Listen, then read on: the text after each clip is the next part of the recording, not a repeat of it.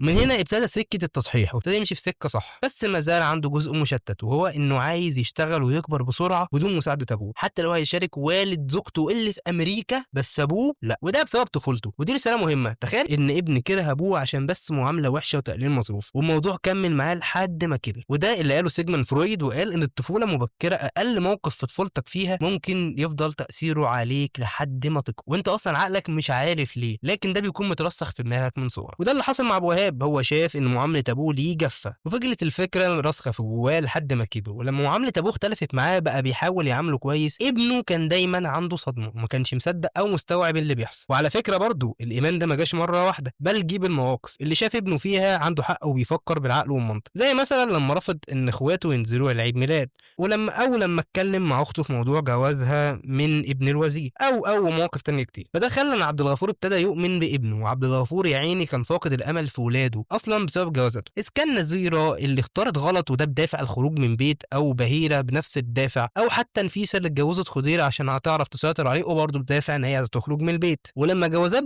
بناته الاتنين باظت، فحس ان هو مبتلى في ولاده، فكان بيتنشأ على اي اماره ان اولاده فيهم الامل، وده هنعوزه قدام. ومن التركات اللي عجبتني في المسلسل واللي تدل ان عشان يبين لك ان ابوه كان بيحن على البنات، وبدايه الاختلاف ما بينه وما بين ابنه من صغره، كل مشاهد الاكل من صغرهم لحد ما كبروا ما كانش فيها عبد الوهاب. وده برضه عشان لما عبد الوهاب يقعد معاهم بعد ما يكبروا على الاكل كلهم يتفاجئوا ويبصوا نظرات استغراب. وبرضه ارجع افكرك ان ما فيش سؤال او موقف في مسلسل ملهوش اجابه، وما تزهقش مني في النقطه دي، عشان في افلام ومسلسلات كبيره مش بتديها حقها، وقريب هنعمل حلقه عن الموضوع ده ويبقى اسمها المخرج عايز كده.